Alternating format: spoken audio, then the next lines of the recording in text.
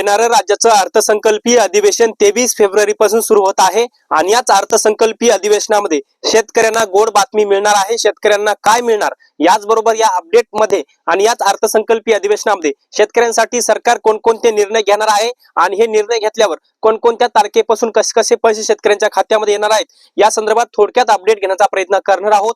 तर नमस्कार, मी ज्ञानेश्वर सवंडकर स्वागत करतो कृषी कल्याण युट्यूब चॅनल मध्ये। सर्व शेतकरी बांधवांना एकच विनंती आहे, या साइडला दिसत असलेल्या काळ्या बटनावरती क्लिक करा, जेणेकरून तुम्ही आम्हाला सबस्क्राइब कराल आणि तुम्ही जर आम्हाला सबस्क्राइब केलं तर शेती संबंधित असेच नवनवीन व्हिडिओ तुम्हाला आमचे सर्वप्रथम पाहायला भेटतील। तर शेतकरी मित्रांनो, चला तर व्हिडिओला सुरुवात करूया। मित्रांनो, येणाऱ्या राज्याचं अर्थसंकल्पीय अधिवेशन येणाऱ्या 23 फेब्रुवारी 2026 पासून सुरू होत आहे आणि 6 मार्च पर्यंत हे अर्थसंकल्पीय अधिवेशन चालणार आहे। आणि हा जो काही राज्याचा अर्थसंकल्प मांडणार आहे तर ते अर्थसंकल्प जवळपास राज्याचे मुख्यमंत्री देवेंद्र फडणवीस हा अर्थसंकल्प मांडणार आहेत। हा अर्थसंकल्प सादर करणार आहे। पुढच्या एका वर्षाचं बजेट मुख्यमंत्री देवेंद्र फडणवीस सादर करणार आहेत आणि याच अनुषंगाने या अर्थसंकल्पीय अधिवेशनामधून याच्यासाठी म्हणजे शेतकऱ्यांसाठी पहिली अपडेट असू शकते ती मध्ये ओल्या दुष्काळाच्या आंदोलनासंदर्भामध्ये।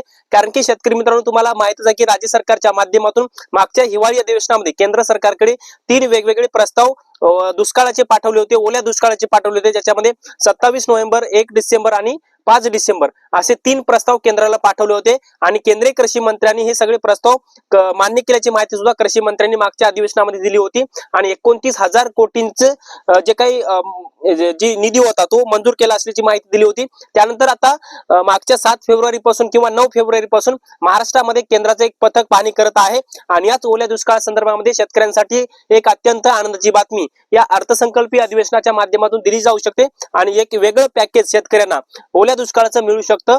आणि ओल्या दुष्काळाचं पॅकेज जे आहे तर हेक्टरी 18,500 प्रमाणे शेतकऱ्यांना मिळू शकतं।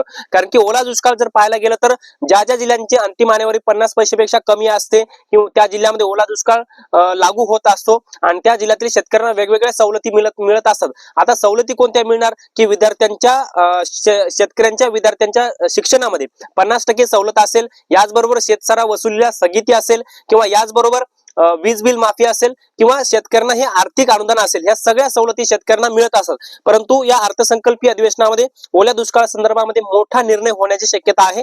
हे पहिलं अपडेट आहे। दुसरं अपडेट आहे नमो शेतकरी महासन्मान निधी योजनेच्या निधीमध्ये वाढ।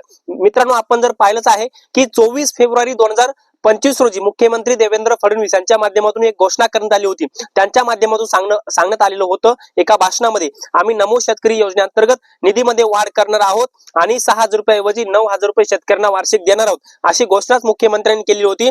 परंतु आता ही घोषणा केली होती, आता कोणत्याही घोषणेची तरतूद करायला किंवा कुठल्याही योजना चालू करायला त्याला अर्थसंकल्पीय अधिवेशन येऊ द्यावं लागतं। आता येणारं अर्थसंकल्पीय अधिवेशन 2 ते 3 दिवसामध्ये सुरू होत आहे आणि सरकार नमो शेतकरीच्या निधीमध्ये वाढ करण्याची शक्यता आहे आणि सरकार जर वाढ करायची असेल तर याच अर्थसंकल्पीय अधिवेशनामध्ये सरकारला निधीची वाढ करावी लागेल। त्यामुळे नमो शेतकरी योजनेच्या निधीमध्ये वाढ होण्याची शक्यता आहे। 6,000 रुपयाऐवजी 9,000 रुपये शेतकऱ्यांना आता मिळण्याची शक्यता आहे। जसे तुम्हाला 2,000 रुपये मिळतात हप्त्याला, म्हणजे 4 महिन्यातून एक हप्ता जो 2,000 रुपयाचा मिळतोय, तसा आता 2,000 रुपयाऐवजी 3,000 रुपयाचा हप्ता तुम्हाला मिळण्याची शक्यता आहे। आता मित्रांनो, पुढचा असा अपडेट आहे पीक विमा वितरण। मित्रांनो, यंदाचा तर पीक विमा सरसकट सरकारने मंजूर केलेला आहे। ही स्वतः माहिती मुख्यमंत्री देवेंद्र फडणवीस यांच्या माध्यमातून देण्यात आली होती। प्रत्येक जिल्ह्याची आकडेवारी सही चांगलं होतं आणि कोणताही असा जिल्हा नाही ज्या जिल्ह्यामध्ये 34% पेक्षा नुकसान कमी आहे असं सुद्धा त्यांनी सांगितलं होतं आणि किमान नुकसान असलेल्या जिल्ह्यातील शेतकऱ्यांना सुद्धा किमान 17,500 रुपये प्रति हेक्टर असा पीक विमा मिळणार, अशी स्वतः घोषणा मुख्यमंत्र्यांनी केली होती।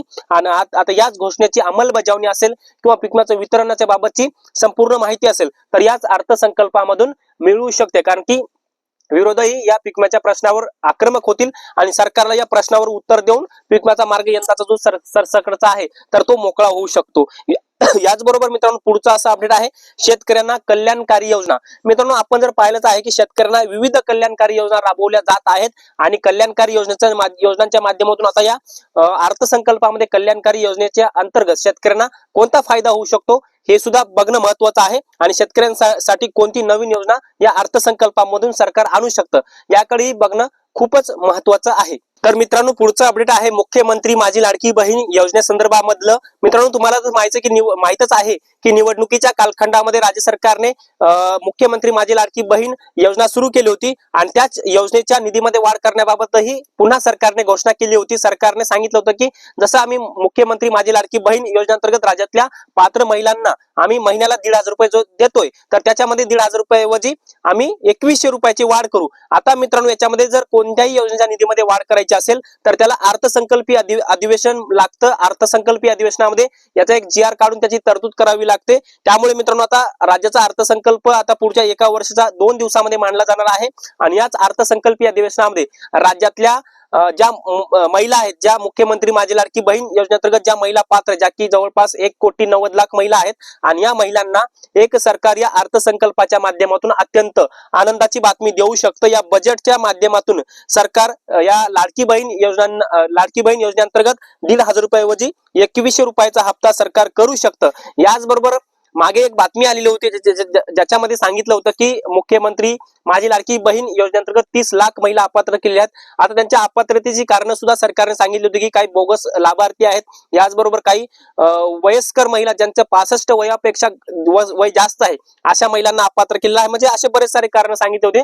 परंतु ज्या काही ओरिजिनल महिला लाभार्थी आहेत, ज्या काही लाडक्या बहीण अंतर्गत पात्र झालेल्या आहेत, त्या जवळपास 1,90,00,000 आहेत आणि याच 1,90,00,000 महिलांसाठी या अर्थसंकल्पामधून सरकार निधीच्या वाढीबाबत तरतूद करू शकते. ही खूपच महिलांसाठी अत्यंत आनंदाची बातमी आहे. मित्रांनो, आता पुढचं अपडेट म्हणजे ते शेतकरी बांधवांसाठी आहे, ते म्हणजे कर्जमाफी संदर्भामध्ये.